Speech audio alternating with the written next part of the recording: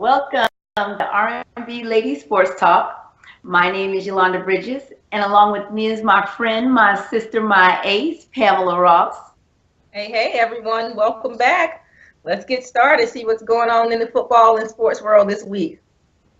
Well, Pam, I'm glad you said it. Let's just go ahead and get started. We're going to start with the NFL this week. There's again some good football that was played, but the things that stood up in my mind is that there's a whole lot of shenanigans going on Sunday and Monday and Saturday too. But we'll talk about college here in just a minute. So when I was watching the games Sunday and Monday, I found myself saying, "Oh, didn't see that coming." For example, the Vikings over the Panthers, 22-10. Didn't see that coming. I don't think anybody saw that one coming. I think they totally wrote the Vikings off. It's after Adrian Peterson got hurt this past week and Teddy Bridgewater being out the first week, they said, we're going to write the Vikings off. We don't even expect them to win another game this season. So, nobody saw that one coming. Good win, Vikings. Good win. Good win to the Vikings. Oh, sorry, Panthers. The Bills and the Cardinals, they were 0-2, 33-18. Didn't see that one coming. Now, on Thursday, the Texans played the Patriots 27-0. Didn't see that coming. I don't think anybody saw that one coming. Again, another big game that rookie quarterback put on a show for him or whatever. Their defense went out there and shut the Texans down in his debut in the NFL. So we didn't see it coming, but it was nice to watch. Did not see that coming. And Pam, I really didn't see the Eagles over the Steelers. 34-3. Wait, two more. Didn't see that coming. All right. I just needed to take a moment. Didn't see that one coming. I don't think the Steelers saw it coming. They were completely stunned. That rookie quarterback came out, put on the show. Ben Roethlisberger didn't know what to do. The defense didn't know what to do. The offense didn't know what to do. They were all sitting around thinking the same thing we were thinking. We didn't see that coming. Didn't see that coming. And then I bet you, them two rookies from the Saints on that special teams, they didn't see that coming either. They ran smack into each other. They didn't see each other coming. I just need to know, did those young men even know they were playing on the same team? I mean, you're color coordinated, sweetie. Color coordinated. Watch for the men in the same color as you, and you need to avoid them the next time. Crazy shenanigans. Yes. So, okay, on the real, there were a few good games out there that I did get to see. So I'm going to start with the Redskins and the Giants. Oh, and by the way, didn't see that coming. So the Redskins 0-2 travel to New York. Nonetheless, they go to New York to meet the Giants. Pam, the game was really exciting. There was like 5 lead changes in that game. There was some spectacular plays. You had Dunbar's one-handed interception for the Redskins. You had the Redskins punt getting blocked by number 78 from the Giants. It was some good ball. But we got to talk about the shenanigans. Shenanigan number 1. You got Cousins in the red zone. It's 3rd and goal. Tell me what happened. Who called the quarterback keep for Cousins in the red zone? No, I think somebody got a little bit confused. RG3 is not there. Right. Let's take that play call out of the book, please. Let's take that one out of the book. Don't ever call that one again. Never. Don't do ever. It. Don't do it. Don't do it to yourself. Don't do it. Don't do it. Shenanigans in the offensive coordinator booth. Don't do it. Okay, so then shenanigan number 2. Now, a lot of people was watching this game, and if they were like me, I'm just going to go ahead and be honest about it because I really wasn't going to watch the game because it's the Redskins and the Giants. But Josh Norman and Odell Beckham got a little special relationship going on, if you will, right here. Shenanigans number 2. Norman decides that he's going to catch Odell Beckham in the air in the end zone. Well, I don't know what he was jumping for because I don't even know if the play was for Odell Beckham, but he jumps. Norman grabs him, has him kind of up like he's going back. I thought the suplex was coming, and then I think the refs must have asked him, "Hey, what you doing?" So then he drops Odell Beckham, just drops him on the ground, Pam, and then stick his hands. It wasn't me. I didn't do it.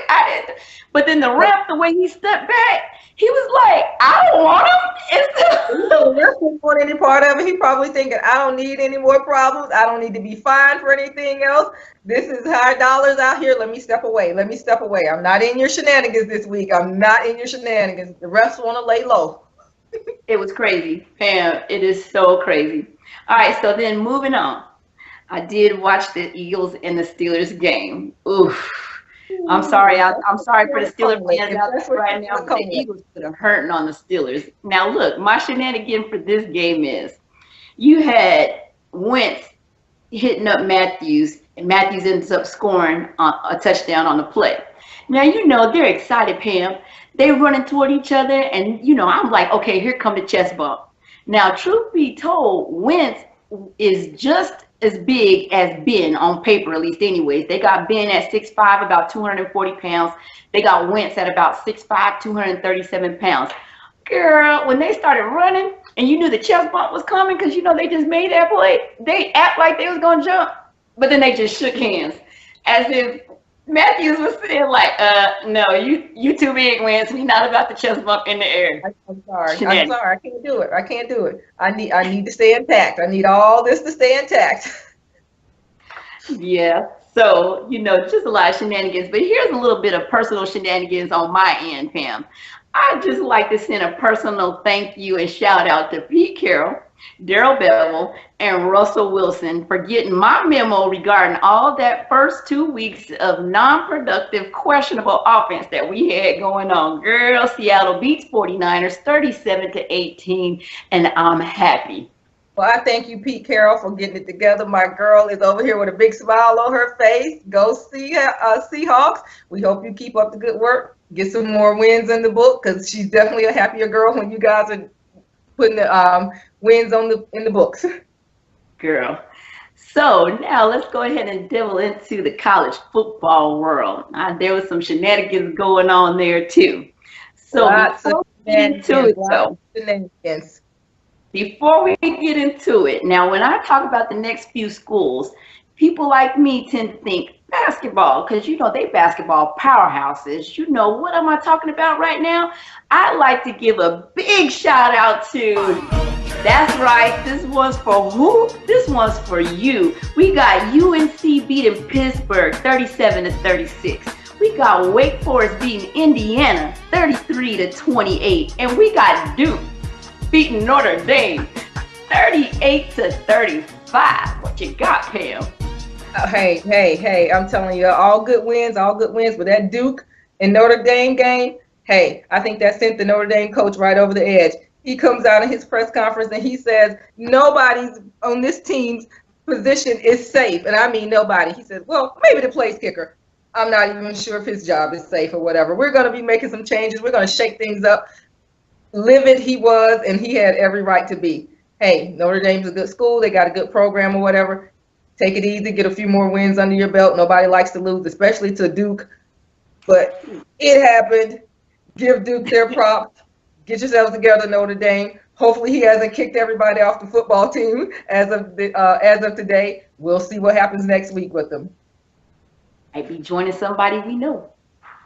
Hey, shenanigans, right? The word of the week is shenanigans.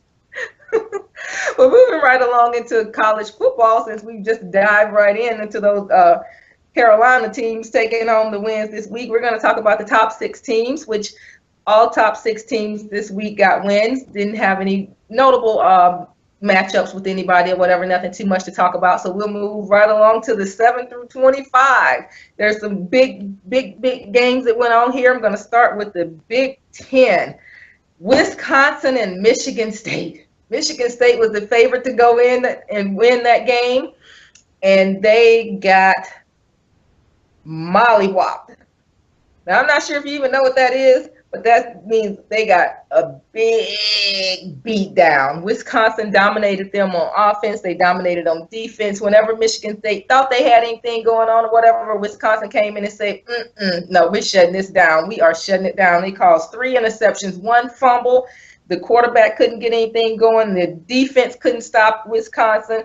and they came up with a big fat goose egg this weekend. Michigan State is the defending Big Ten champions, but I'm thinking that's not going to be the case this year. We'll see how the season plays out for them, but congrats to Wisconsin for getting a big win over Michigan State. Moving right along, there was notable games in the SEC. My first SEC game of the week is Georgia and Ole Miss. Now, this is my revenge game. This is my revenge game. Now, if anybody's been following it this season, you know Ole Miss has come out. They came out hot against Florida State and had a 21-point lead at the half. And what happened in the second half? I don't even know. I don't even know if they knew they were supposed to play the second half. Just threw the game away. Threw the game away. Guess what? Won the second game. A significant game. Came week number 3. Who did they play? Defending champions Alabama. They came out of the gates on fire. 21 points on the board before halftime. I think Alabama had 3. What did they do? Stop playing. So I'm not even sure if Ole Miss knows that there's a second half to the football games, or if they just, feel like they, I scored all the points. I'm going to score. I'm just going to give it up. I'm done. I'm done, coach. Just take me out. Put me on the bench. I've done everything. I've done my job. Guess who changed that this weekend? Ole Miss. Ole Miss came out and they played a full football game for us this weekend. They put on a show. They dominated Georgia from the beginning to the end. That quarterback was on fire. Their offense was on fire. Their defense was on fire. Their special teams was on fire. Georgia couldn't get anything going if they wanted to. And to make it worse, Nick Chubb, their star running back, got hurt at the end of the first quarter, and that just completely killed their momentum, completely killed anything that they had going for themselves, and they were just outplayed. They have that rookie quarterback there with them or whatever that is really going to need to go back to the drawing board, work up some more things for them. They've got to get a passing game going if they plan on winning any games, because we all know that running the football alone is not going to get any big wins. So kudos to Ole Miss. They played a complete game and got that win for us. Next big game on the books is Florida and Tennessee, another SEC game. Now, I myself think Florida must have taken the play calls from Ole Miss. They came out killing Tennessee in the first half, killing them. Tennessee couldn't get a yard if they paid for it. And what happened? Yeah, it was terrible. Terrible. I've never seen anything any uglier. What happened? Tennessee readjusted at the half, came out, and completely turned that game around. Now Florida looks like Ole Miss in the second half. I guess they felt like, we've played we played the first half. Game's over for us. We got this in the books. It's not over till that clock strikes 0. It is not over, teams, until that clock strikes 0. Tennessee came out. Dodge put up 4 touchdowns, 4 passing touchdowns, 1 rushing touchdown. The defense kept Florida on 3 and outs. What happens when you get your momentum going? Defense got the momentum going. The offense gets the momentum going. Now we're scoring touchdowns. And before we knew it, Tennessee had taken that game and ran away with it. Big SEC game of the year. Florida was supposed to be one of the top-ranked defenses out there or whatever. So now we're questioning that. We're going to have to see what you do in the following weeks. But good game, Tennessee. Step it up, Florida. We need your defense to show up or get put out. Simple as that. Next game of the week was Pac-12. Pac-12 came up with Stanford and UCLA. Now, Stanford is always right there in the top 10s. Every year we see them in the top 10s, and every year they always fall to Oregon or UCLA. One of the 2 teams. That's just how it's played out for them, and unfortunately, it almost happened that way on Saturday. But what did? They woke up in the fourth quarter. They couldn't get anything going with their star running back, McCaffrey, but they got some other players involved or whatever, and they pulled the win out. So good game, Stanford. They're still right there in the top 10. So we'll see where the season goes for them or whatever. It's a lot of great football, a lot of great teams left to play. So, hey, that's what I got for the big games of the week. What do you have? So going back to the SEC, I got to watch the Texas A&M and the Arkansas game. Texas A&M came in at number 10. Arkansas came in at number 17. Now, Pam, some told me that this was going to be a good game and that I should just go ahead and watch it. Let me just ask, do you have some shenanigans for me? I got some shenanigans, but hold on. Just hold on. Let me give you a little bit of something of how good the game was. So they're tied deep in the third quarter. It's 17-0. A&M's about on their 8-yard. Quarterback Knight sends the ball sailing through the air. Number 11, Josh Reynolds catches that mug somewhere around the 52-yard line. Girl, he ran that thing in all the way for a touchdown, and I believe that's what seals the deal for Texas A&M on that game right there. I think after that, it was a wrap. Everybody was excited. They moved the football, and they was able to pull that win out. But back to the shenanigans. So you remember last week when we was talking about how in the world do they shorten quarters to 12 minutes? Like you ain't never heard of that, right, Pam? Well, girl, guess what? Guess what? I ain't never heard of. So apparently, their field goal kicker has troubles kicking short distances that have wide angles. Now, you heard me. What I said was the field goal kicker has troubles kicking short distance field goals with wide angles. So what did what did the offensive coordinator have to do? He had to create some penalties so they could back up and kick the field goal. Pam, I'm sorry, I was done right there. I'm done. Wait, so you mean to tell me that every kicker in the college football and NFL would love to be on the 20 kicking a field goal? But this young man, he is so special and so talented that he cannot kick the ball at 20 yards. He's got to go further back. Yes, they had to take a penalty on purpose to get some extra yards so that way he could kick the field goal. So in my opinion, you got one job. So I don't feel sorry for this man. I'm gonna talk about it. You got one job. It ain't like you Kevin Gates and got 6 jobs. You got one job to do in NCAA, and that's to kick a field goal, and we can't get that together. Shenanigans. Pure shenanigans. Well, listen, I got some SEC shenanigans that's going to top your SEC shenanigans. And it's going to be 2 words: Les Miles.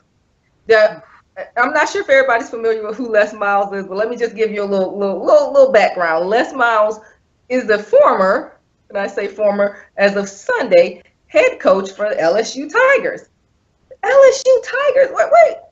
You know, LSU, they've been winning. What are you talking about? LSU, they've been winning. They have a good season. They you know, what's going on? They've had winning seasons. They won a national championship in 2007. They won SEC championships. What in the world happened? Why is Les Miles gone? What happened? Well, let me tell you. Let me just give you a quick little spiel. They struggled last season terribly. So much so that they had all but kicked Les Miles out the door. The fans had the signs up at the stadium. Bye, Les Miles. See you. Thanks for everything, Les Miles. And guess what happened? Texas A&M came to town. They got a big win. And all of a sudden, Les Miles is back in the good graces of LSU. All right. Everything's settled. Everything's settled. We're in the season. LSU's supposed to be, the top contenders. They're going to be the ones to contend with Alabama this year. Let's get the season kicked off. What do? We lose to Wisconsin in their first game. Now, I personally thought they were going to fire him then, but he made it 2 more games. When they lost that game in Auburn, he might have well been like Lane Kiffin. He might as well have fired him at the airport that night. They waited till the next day, gave him a little courtesy or whatever. They just looked sloppy. They looked sloppy. Their offense couldn't get themselves together. They had pretty much a one-man show this season. And I say a one-man show, meaning Leonard Fournette. They had the running game with him. Their quarterback was inconsistent at best. And when Leonard Fournette was not on the field and was not producing, and everybody's got his game. Everybody's got that, let's shut Leonard Fournette down. And that's pretty much all LSU has. So, unfortunately, Les Miles couldn't pull it together in time. He's now gone. No longer with LSU, and it's unfortunate, but hey, it happens when you're playing in the SEC or any of these top conferences, and you got other big teams to contend with. You better bring it, and you better bring it hard every week. But Pam, didn't he win like 114 games and only had like 34 losses? I don't understand. He did, and that's a phenomenal record, but not in the SEC. Starting in 2013, his SEC wins were only like 15 to 11.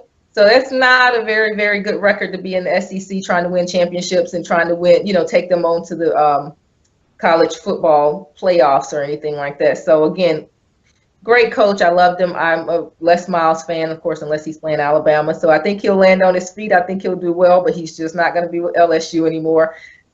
We'll see where he lands. We'll see. We'll see. Hey, Wow. SEC and college football shenanigans.